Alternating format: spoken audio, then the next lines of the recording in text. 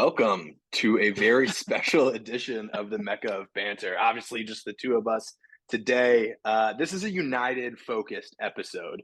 Normally, when we have like all the boys, we're going to be talking about a lot of things, but today and really this week, we've had a lot of news coming Big out of Manchester news. United. So Big we got Henry news. Wind here and Connor Dobry. Let's dive on into it. Dobes, do you want to give like the rundown of like I, what's th- happened this week?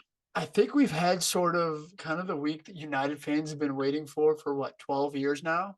Yeah, So I think rumors are what started swirling like earlier in the summer that the Glazers were potentially going to put him up for sale. And then like coming into Monday this week, the Twitter United was popping off a little bit. The rumor started to swirl. And the Glazers officially came out yesterday and said they plan to sell at least a portion, but it's looking like the full portion of United. So what do I got to say here? About 12 years of agony coming to an end here in about yeah. what, 3 days during the middle of the World Cup. I mean, what are your thoughts here, Hen? So wild. I guess I don't know. I think we can take it back to even like last year. There was like the massive protest during the Liverpool game. I think it was that the Liverpool game got like postponed because Cancel all the the game. fans, Yeah. yeah, like rushed the stadium and broke into it, and that was in protest of like the Super League stuff.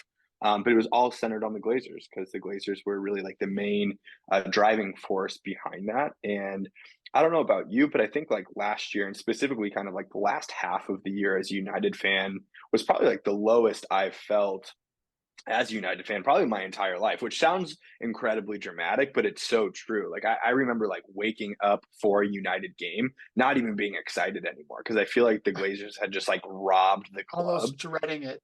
Yeah, just dreading it. And it's funny, like I was thinking about this earlier before we were recorded. Like now I actually look forward to like talking about United, whereas like last year it was just like the biggest pain point. But Been a long yeah, road. we've been waiting for a long time on this. And for those of you, I guess, who don't know kind of like the backstory of the Glazers, they purchased the club several years ago, and even from the beginning, it was like a really messed up way of doing it. So much so that the Premier League and all the other like leagues actually put in a rule now to where you can't buy clubs the way that the Glazers did. So essentially, what they did is they took the existing debt that United had, leveraged the debt in a loan, and then took the loan to repurchase the club. And then continuously over the last 12 years, however many years they've been in power, haven't paid off the debt. They've continued to take portions of the revenue out of the club. They've continued to pay themselves, but they haven't put any money back into it. And so I know like we have a lot of buddies who like aren't United fans and they kind of always give us shit because they on the surface we've spent so much money on transfers and all of that stuff over the last couple of years, which is true, but none of it has been the backing of our owners. It's been like taken out of the club to fund new things. And so even from the very beginning, this was a disaster, and it sounds like it's finally coming to an end, which I'm just thrilled about. I think it's one of those things where so many times we would see United make that marquee signing or bring somebody back, for example, the Ronaldo situation, to where it wasn't necessarily what was best for the club. But I think that the fans have continuously put so much pressure on the Glazers that they almost made these marquee signings to sort of mask the things that were going on behind the scenes and the things that over the past years and years that we've heard have not progressed. I mean, I hate to give Ronaldo, any credit for that interview, but like during the interview, he does call out the things that most of us already knew that Carrington hasn't progressed, the facilities haven't progressed. Old Trafford is run down. The stadium needs fixing. We need so many of these different things that have been called out for so long. And they've constantly tried to use sort of this one key signing to say, hey, we'll spend money, or Jaden Sancho or Ronaldo, we'll spend this money just to get the fans off their back for a little bit. And I think over the last couple of years, especially last year, seeing the Liverpool game get canceled, that the fans' voices actually matter. Yeah, And, I think it's definitely just because of when the Ronaldo interview came out, when this news broke, I think a lot of those Ronaldo stands out there are going to sort of give him credit, which maybe he deserves a little bit of credit for bringing it to light. But kind of like we were saying in the group chat, I don't care how they go as long as they go. Yeah, and it's funny too. Like I think like even to the Ronaldo like stands out there, they like talk about how like look what he did all this stuff. Ronaldo was like a cog in the system that was the Glazers. Like Yep. the Glazers were getting a ton of flack last year for not doing anything, and so they went out and got Ronaldo. Like He was a uh, chess piece. yeah, like a marquee signing of like shirt sales. Like it wasn't like we went out there and got like, the up and coming talent. Like I think there's just such a like juxtaposition between like the United of old, where like you hear it a lot in the media, you hear it a lot by like the people that we follow of like if United wanted a player, they went and got the player. There was no like, oh, linked with United, but he's going to Arsenal, or linked with United and then he chose wherever. Like if United wanted someone, they went and got something. But it's just kind of been like this weird thing over the last several years. And post Fergie, I think a lot of people got distracted that like instead of looking at the Glazers, they just looked at like, oh, what a difference it is now that like Sir Alex Ferguson Absolutely. isn't there, which it was. And if you don't have people at the top like calling the shots and funding the club the way that they want to, there was something over the summer. You brought up signings earlier, but there was something over the summer.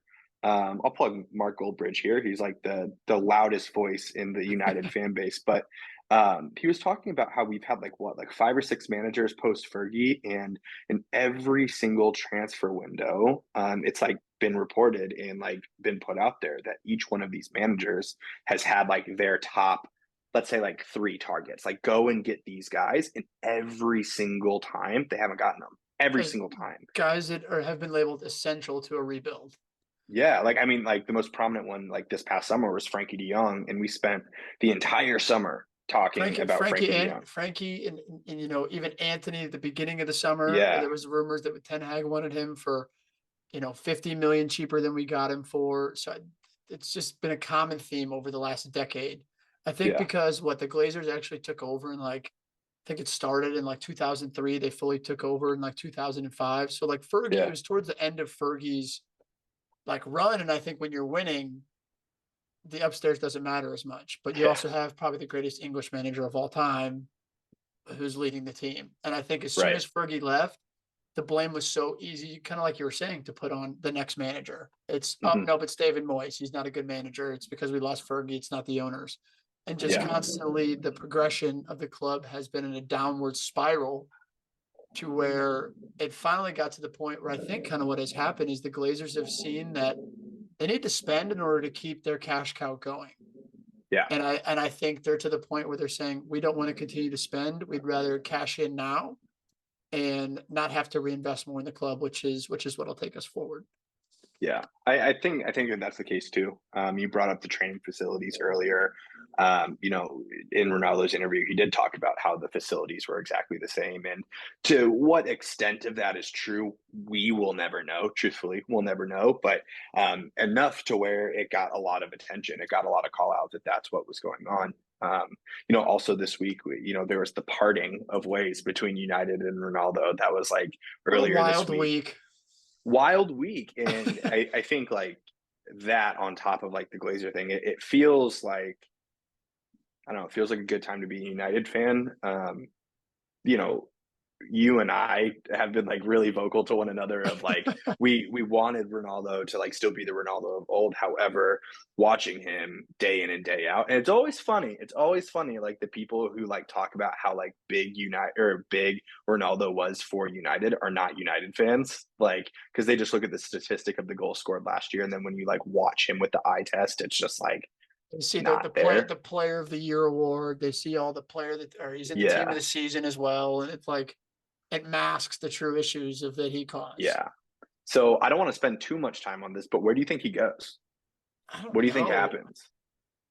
I mean, I feel like if he were to go to stay in the Premier League, I do feel like it's I've been reading a lot of Newcastle rumors. I mean, obviously the whole Bowley apparently wanted him over the summer to potentially go to Chelsea. So I think that's a potential option. I mean, realistically, I think he tries to go to another big club. I could see Sporting. I mean, truthfully, I don't even necessarily know if I have a guess because it's like we Yeah, we saw he wanted to leave in the summer. Like the Bayern sporting director came out and said he wasn't a good fit. Like all of these massive clubs, I think kind of know that he's past his prime, as well as how can yeah, you not be turned off by like that interview. Like that has to Yeah. turn some of these big clubs off. That if he's going to turn on the club that brought him up, his boyhood club that he supposedly loves, just like that, like I don't really know. I mean, if I was a betting man, I would probably say Chelsea. No joke. Yeah. Yeah. I'm sorry, Nikki, but that that's It's my gonna be guess. awesome watching like Chelsea fans try to like I welcome him into know. the club and like try to do it. I don't really know either. And I thought it was interesting. And like everyone's taking shots right now. Like literally everyone. It's like easy to kind of like call a shot at it. But like earlier this week, Vincent Company, who's the coach of Burnley in the championship, they joked. They're like, Ronaldo's out there for free. Are you going to try to get him? And he literally said, well, we need players who can actually run. So we're going to do that. Like Yeah, championship manager said that. And so, I don't know. I don't really like feel any particular way about where he's going to go, but I would say, to the Middle East somewhere for a lot of money one last time. Chelsea might be a shout. And then I would say the MLS. Like I could see him doing like an Inter Miami. And maybe in a year or two, that's where Messi joins him, and that'll be like a crazy ending. But yeah, I have no idea what's going to happen with him. It just, I'm glad he's not going to be at United anymore. I think that what was interesting that I read today is if Ronaldo is the top scorer at the World Cup, like big clubs will probably want him again.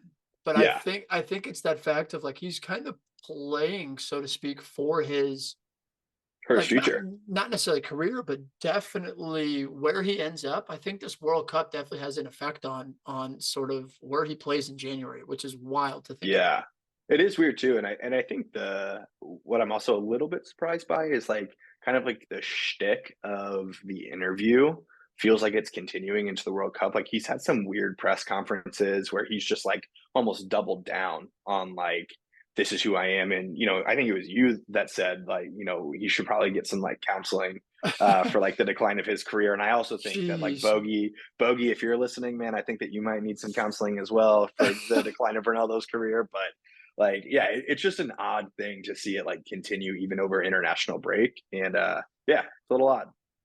What's wild as I read today, Ronaldo is the only player at the World Cup that doesn't have a Yeah. club. Yeah.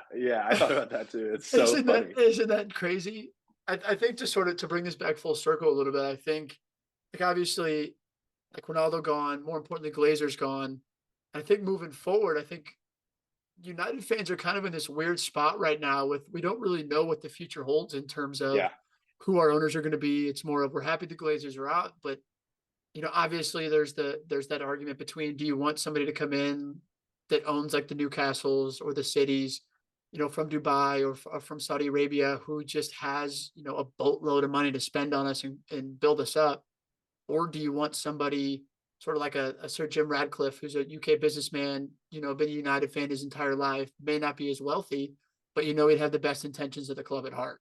Yeah. Like I know we've It's been tough. talking about it, but like what are your initial like reactions? Like what do you kind of if you could pick, do you know? Like I don't even know if I know yet. Yeah. I don't know. I feel like United, like behind the scenes, is a disaster, and we don't even know the I extent of know. it. I think I it's a know. disaster, and so I think it would be nice to have a huge injection of cash, obviously, with like all of the things that need to happen, like around the facilities, and also like getting players. Like I think about January right after the World Cup, and it's like I thought about like Cody Gakpo. Obviously, we were like linked with him in the summer. It sounds like he's available for like 45 million, but it's like we may not even have 45 million in January. We don't know, Yeah. but I do think that if I were to choose, I think someone like a Sir Jim Ratcliffe, because I think that what he would do, not only from like a vision perspective with the club, I think that he would kind of sort through a lot of the things working in the background to make United a successful club long term. And quite honestly, if we can get one player over the January window and one player over the summer and like have the next several years of success because we cleaned up a lot of the things that need to get cleaned up, I'm all in for it. Like Yeah. I don't think that I don't know. I think there's enough kind of like issues with different like owners of clubs across the UK, across uh, across Europe, where you see like kind of some really sketchy characters in power. And I think I would rather have someone like a Sir Jim Ratcliffe Yeah, leading. I think that's the way I'm leaning. I think what's interesting and what I sort of read about is the fact that obviously, I mean, we've been reading sort of all our Twitter and all over the news that this is going to be a quick sale, but realistically, I mean, this could be 2 months, it could be 3 months, it could be 6 months, it could be a Hmm. year. And so what I think was is interesting that I've been hearing is that like the Glazers may go buy a signing in January just to raise the value of the club. Right. Like 100%. they may go get a Cody Gakpo just to say, hey, we want to drive the value of the club up even higher. Yeah. But I think the biggest thing is sort of what happens to that debt. Is it to the Glazers pass that debt on to sort of the next owner? Do they Mhm. take it out of the money they're going to make? Like, what is the plan moving forward with there? But if I could pick, I'm sort of like you. Like, as much as I want to be at the level City, at the level Newcastle will be just with the funding they have, I think somebody that's willing to put United first. I don't know if it's just because we've had the Glazers for so long that I want Yeah. somebody to put the club first. But I also think there has to be a way, whether he's the sole investor or he partners with other investors, that like if he can somehow make this happen, I just know that it may not be immediate impact, but I know his long-term goal would be what's best for the club, which Yeah. to me at the moment I think is more enticing. Yeah. What do you make of the Amazon and Facebook bids? Like we were reading that today, that like Amazon and Facebook are linked. I, I do feel like it's easy.